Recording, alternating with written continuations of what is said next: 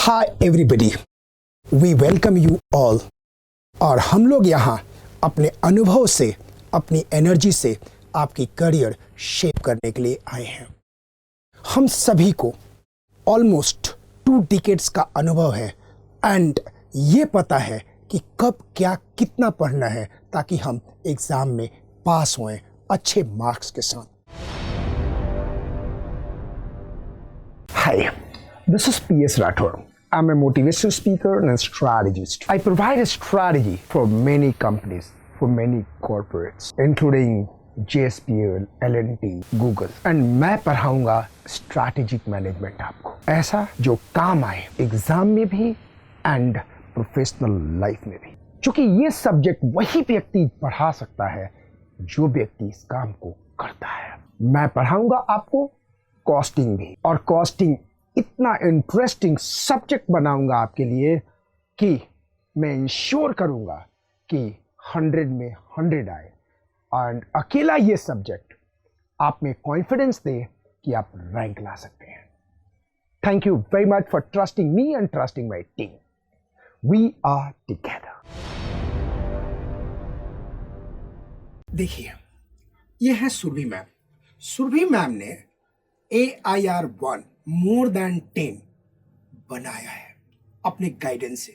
And Hindustan में अगर सबसे ज्यादा बच्चों को पढ़ाने का रिकॉर्ड है तो वो सुरभि मैम के पास है। अब तक इंटर एंड फाइनल में सबसे ज्यादा बच्चों के लाइफ को ऑडिट फैकल्टी होते हुए किसी ने टच किया है, उनका नाम सुरभि मैम है। मैम इतना ही नहीं, मोर देन 2 डिकेड्स के टीचिंग में आप कईयों के लिए बहन बन के रोल मॉडल हुई होंगी। कई बच्चे, खास करके लड़कियां जो दूर दूर से आती हैं, आपने अपनी मदर की फिगर देखती होंगी। थोड़ा मदर बोल रहा हूं तो आपके चेहरे पे लग रहा है, बट ठीक है, बच्चे तो बच्चे ही है ना। yes, इन बच्चों को आप इमोशनली कैसे सपोर्ट करती थी कि यहाँ आने के बाद वो बहुत स्ट्रेंथन हो जाते थे, तो उसके बारे में भी हमें जरूर बताइएगा। मुझे ये लगता है कि बीइंग अ मदर और स्पेशली एक बेटी की माँ होने के नाते शायद मैं कहीं ना कहीं कुछ चीज़ें कनेक्ट कर पाती हूँ, या वो लोग जिस स्ट्रगल से गुजर रहे होते हैं या जिस तरह से वो लोग दूर के कई बार हम लोग कहते हैं कि बच्चे स्मॉल टाउन से आते हैं। I was also from a small town. मैं कोई दिल्ली में पली बढ़ी नहीं हूँ, मैं भी एक स्मॉल टाउन से हूँ। तो कहीं ना कहीं वो कुछ स्ट्रगल्स हमें भी पता है जो हमने कहीं नई जगह पर जाकर के इंडिपेंडेंटली रहने में देखे या समझे। तो शायद मुझे लगता है कि मैं उन बच्चों से, क्योंकि मैं उस सिचुएशन में भी रही और क्योंकि बीइंग अ मदर मैंने वो अपने बच्चों में भी देखा कि उनको किस तरह की इमोशनल सपोर्ट की ज़रूरत है, शायद बस सर उसी एक तरीके से उनको सपोर्ट करने की कोशिश करते हैं। कहना है कि टीचिंग के साथ गर्ल चाइल्ड कैसे सिक्योर्ड फील करे, कैसे अपने आप को सेफ फील करे। और कई बार बच्चे इस बात को मानेंगे कि जब वो घर से अलग रहते हैं तो उनको एक ऐसा व्यक्ति चाहिए जिसे दिल खोल के बात कर सकें, और उनको विश्वास होना चाहिए कि वो एक ऐसा सजेशन देगी जो बच्चों के लिए फ़ायदा होगा, उनके लिए फ़ायदामंद होगा, ना कि प्रोफेशनल राइज के लिए। तो यू टेक कि बच्चों का mental health is more important than any other things. Sir mental health बहुत इंपॉर्टेंट है। और अगर कोई बच्चा मुझ में कन्फाइड कर रहा है, कई बार ऐसा होता है कोई बच्चा अपना शेड्यूल बनाने के लिए मेरे से गाइड करता है कि मैम, मेरे से गाइडेंस लेता है कि बच्चियां भी खास तौर पर कि मैम एक शेड्यूल बताएं हमें किस तरह से पढ़ाई करनी चाहिए। कुछ बच्चे ऑब्वियसली जब दूर से आते हैं तो वो बड़े इमोशनल स्ट्रेस में होते हैं कई बार। तो अगर वो मुझ में कन्फाइड करते हैं तो मुझे लगता है कि एज अ मदर क्या बेस्ट एडवाइस हो सकती है apart from being a teacher. तो बस सर वही एडवाइस उनको एक बड़ी गुड फेथ में देने की कोशिश रहती है। अगर उनके काम आए तो बहुत बहुत मेहरबानी रहती है। तो स्टूडेंट्स देखिए, सबसे पहले तो हम ऑडिट की स्ट्रेटेजी की बात करते हैं कि आपको ऑडिटिंग के अंदर स्टडीज कैसे करनी चाहिए ताकि आपके मार्क्स बहुत अच्छे आ जाए।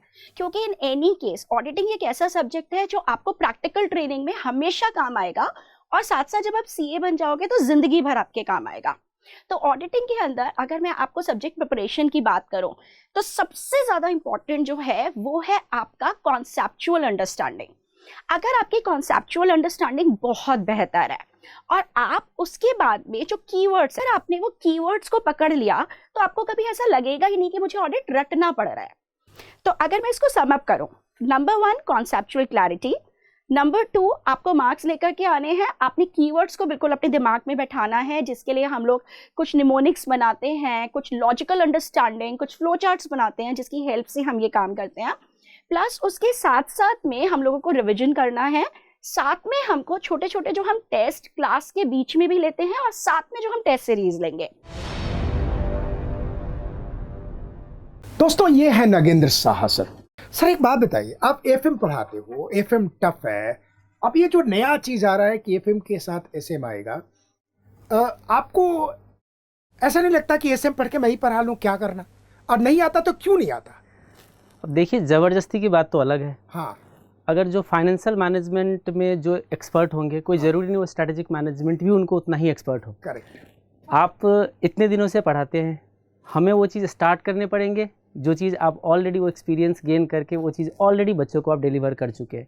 तो मुझे नहीं लगता है कि जितना आप एसएमएस अच्छे से पढ़ा पाएंगे उतना मैं कर पाऊंगा। मतलब सर का ये कहना है कि जो मेरा बेस्ट है मैं वही दूंगा, मैं कहीं और कुछ भी ट्राई नहीं करूंगा, मेरे लिए नंबर नहीं क्वालिटी मैटर करता है। बिल्कुल, शायद यही कारण होगा कि अब तक all India highest marks in financial management both inter and final में आपने बच्चों को दिलवाए हैं। बिल्कुल। वो कौन सा राज था, वो कौन सा टेक्निक था जो आपने बच्चों में डाल दिए और बच्चे ऑल इंडिया हाईएस्ट मार्क्स, मतलब गोल्ड मेडलिस्ट इन सब्जेक्ट, यानी कि ही प्रोड्यूस्ड गोल्ड मेडलिक सब्जेक्ट। आप लोग को पता होगा हाईएस्ट मार्क स्कोरर को इंस्टीट्यूट अलग से सर्टिफिकेट देती है और अलग से रिकॉग्निशन देती है। बिल्कुल। तो ये जो रिकॉग्निशन आपने फाइनेंशियल मैनेजमेंट में दिलाया, आपने क्या किया? मेरा एक ही रहता है कि फाइनेंशियल मैनेजमेंट एक ऐसा पेपर है करेक्ट, जो वो लाइफ में हमेशा यूज़ करते हैं। करेक्ट। आज के डेट पे मैं जब पढ़ाता हूँ, एक स्क्रीन पे होती है रियल लाइफ, मार्केट से लिंक, जो चीज़ जहाँ से लिंकेज है, चाहे वो स्टॉक मार्केट हो, चाहे वो कोई इंश्योरेंस का प्लान हो, चाहे कुछ भी हो, वो सारा हमारा एक जो रियल लाइफ होते है एक स्क्रीन पे होते है, दूसरे स्क्रीन पे हमारा पेपर होता है। जिसकी वजह से क्या होता है कि बच्चे उस सारे चीज़ों को कनेक्ट कर पाता है और उनको याद करने की ज़रूरत नहीं होती है। वो सारा चीज़ जो होती है वो उनको लगता है कि ये सब चल रहा है। जैसे मान लीजिए हमें कोई भी फार्मूला पढ़ाना है किसी भी फाइनेंशियल मैनेजमेंट का, वो मोर देन 80% चीज़ जो स्टॉक मार्केट से लिंक है। क्या वाह, सीए इंटर के फाइनेंशियल मैनेजमेंट पढ़ते पढ़ते आपको ये समझ में आ जाएगा कि मार्केट सेंसिटिविटी इंडेक्स पे स्टॉक का बिहेवियर कब क्या होगा। आप ये पूरा कंटेंट से कनेक्ट कर देते हैं। बिल्कुल बिल्कुल। हाय, अभी राजेश सर हैं, टैक्स के ऐसे व्यक्ति जो कि एक एक वर्ड को तार तार तिनका तिनका निकाल के आपके दिमाग में डाल देंगे, जो एग्जाम में भी काम आएगा, एग्जाम के बाद भी काम आएगा। मैंने देखा है, खास करके से नेपाल से जो बच्चे आते थे, सर की क्लास के लिए पागल होते थे। सर एक बात बताइए, इनकम टैक्स को दिल में घोट घोट के पीने के लिए क्या चाहिए और कैसे आप पढ़ाते हैं कि बच्चे पागल हो जाते हैं?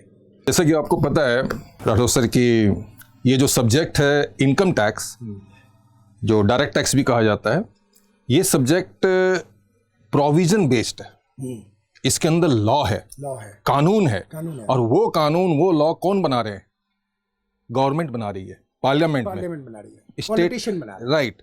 और जब तक आप पॉलिटिकल जो उनकी इंटेंशन, पॉलिटिकल विल को नहीं समझोगे कि कोई प्रोविजन आया, क्यों आया, नहीं था तो क्या था, और आ गया ये प्रोविजन तो क्या हो गया, अगर आप पूरे प्रोविजन के इंटेंट को, उसके सही इंटेंट को सही रीजन के साथ सिर्फ समझ लेंगे, तो प्रोविजन आपकी जेब में, आपको पढ़ने की जरूरत ही नहीं है, आपको पढ़ने की जरूरत ही नहीं पड़ेगी। एक रीडिंग, प्रोविजन इधर, बस यही वो बात है।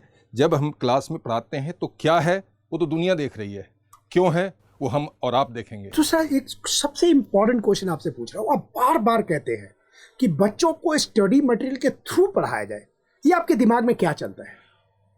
मेरी सोच ये है, इंस्टीट्यूट की स्टडी मटेरियल ही हमारी बाइबल, कुरान और गीता है। कहने का मतलब इंस्टीट्यूट ने जो पूछना है वो इंस्टीट्यूट की स्टडी मटेरियल से ही पूछना है। अगर हम उस पर्टिकुलर मटेरियल को 100%, ऑलमोस्ट 100%, क्योंकि उसमें बहुत सी ऐसी चीज़ें होती हैं जो रेलिवेंट नहीं होती हैं, बैकग्राउंड मटेरियल होता है, अगर उसको इग्नोर करके हम बच्चों को अगर ये डिलीवर किया जाए, बच्चे को अंडरस्टैंडिंग डेवलप की जाए स्टडी मटेरियल को लेके, तो उसके कई फायदे हैं। Number 1 syllabus complete, number 2 relevant study, number 3 few questions are directly from, मतलब कुछ practical, more than 70% question comes from the study material. Right, मतलब मेजर क्वेश्चन वहीं से आते हैं, कंसेप्ट वहीं से आते हैं, एमसीक्यू वहीं से बनने हैं, थ्योरेटिकल क्वेश्चन वहीं से बनने हैं, प्रैक्टिकल क्वेश्चन वहीं से बनने हैं। तो मेरा मानना है कि स्टडी मटेरियल को अगर इनकम टैक्स जैसे सब्जेक्ट में अगर बेस बनाया जाए तो बच्चा, क्योंकि इनकम टैक्स एक एंडलेस सब्जेक्ट है, समंदर है ये, और इस समंदर में हमें कुछ एरिया कवर करना है जो एग्जाम ओरिएंटेड भी हो, प्रोफेशन ओरिएंटेड भी हो। तो हम इंस्टीट्यूट की स्टडी मटेरियल को अगर वो पैरामीटर बना लें तो हमारी स्टडी बहुत अच्छी हो सकती है। Very good. Diwakar Tanwar sir, आप अकाउंट्स पढ़ाते हैं, हम लोग साथ में हैं, आप इतने साल से अकाउंट्स पढ़ा रहे हैं, इतने बच्चों को आपने इन्फ्लुएंस किया है, काफ़ी रैंक होल्डर भी हैं, राइट? आप क्या करते हैं कि बच्चों में अकाउंट्स में कॉन्फिडेंस आता है? बेसिकली सर, मेरा जो तरीका है पढ़ाने का, उसको मैं 2 पार्ट्स में मर्ज करता हूँ। एक तो है मेरी थ्योरी और एक है मेरा प्रैक्टिकल। थ्योरी सर अकाउंट्स में लोगों को लगता है उतनी महत्वपूर्ण या इंपॉर्टेंट नहीं होती, जो कि एक गलत अप्रोच है। अगर हम एक छोटी क्लास के बच्चे की बात करें जो कि क्लास 11th में है, वो जनरल एंट्रीज को रट लेता है, जहां से उसकी गलती की शुरुआत होती है। और अगर वो बड़े लेवल पे, इंटर लेवल पे पहुंच जाता है और फिर भी उसके लेजर पोस्टिंग के अंदर गलती होती है, तो ये एक प्रैक्टिकल नॉलेज की जो है लैक माना जाता है, जिसका कि कारण होता है थ्योरी का ही ना समझना। अब एक छोटी सी बात बताइए, चूंकि आपका सब्जेक्ट ग्रुप 1 में है एंड ये एक मेजर सब्जेक्ट है जिसके ऊपर बच्चों का लाइवलीहुड खड़ा होगा, तो आप कैसे पढ़ाएंगे कि बच्चा हमेशा के लिए कॉन्फिडेंट हो जाए? कैसे पढ़ाते हैं?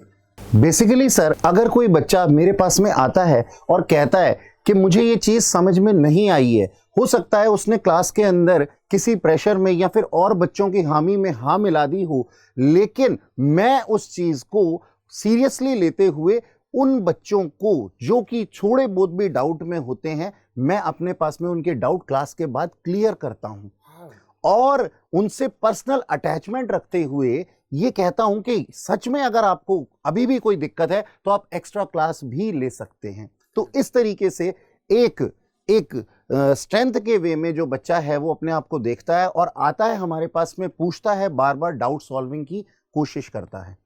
Thank you so much sir, Diwakar Tanwar साहब। Thank you sir. Hi friends, ये है हमारे लॉ के पढ़ाने वाले द्रोणाचार्य, जो लॉ को ऐसे पढ़ाते हैं जो आप अपनी जिंदगी में एग्जाम में भी यूज कर सको और जिंदगी में भी यूज करो, यानी law will become your favourite subject. Sir, आप क्या करते हो कि बच्चे fall in love with law, not with you but subject?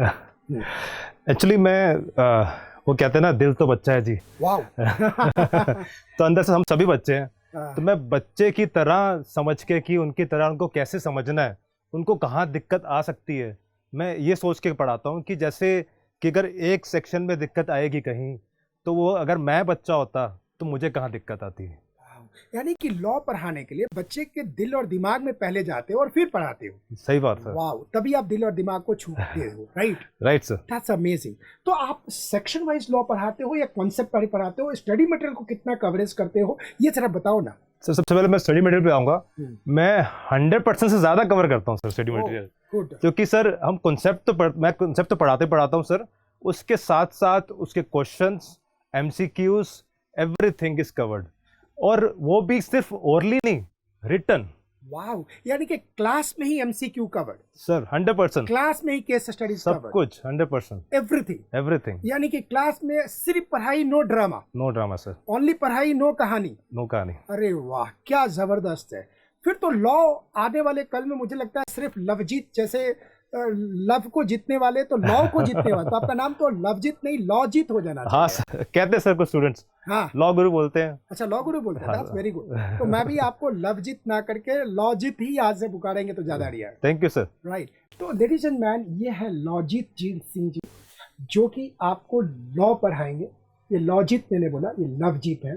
और एक एक वर्ड की गारंटी हमारी है कि टू द पॉइंट होगा, स्पेसिफिक होगा, एग्जाम ओरिएंटेड होगा, इसके अलावा कुछ भी नहीं होगा। तो अगर लॉ पढ़ना है तो he is the ultimate choice. Thank you very much. Thank you sir. दोस्तों, अगर आप एग्जाम पास करना चाहते हैं तो हम आपके साथ हैं। अगर मस्ती ही करनी है तो आप कहीं भी जा सकते हो, लेकिन मैं हमेशा कहता हूँ एग्ज़ाम के पास होने के बाद आप मस्ती करते रहो, कोई दिक्कत नहीं है। लेकिन एग्ज़ाम क्लियर होने के पहले तक आपको एक बात ध्यान रखना है कि एग्ज़ाम पास कैसे करूँ। एग्ज़ाम पास करने के लिए with the knowledge and content we are the best. We have a trust in ourselves, we have a belief in ourselves, we have a faith in ourselves, we have done in the past, and of course we can do in future as well. Are you going to get a benefit? Trust us, we are the best. Thank you very much, Dil se.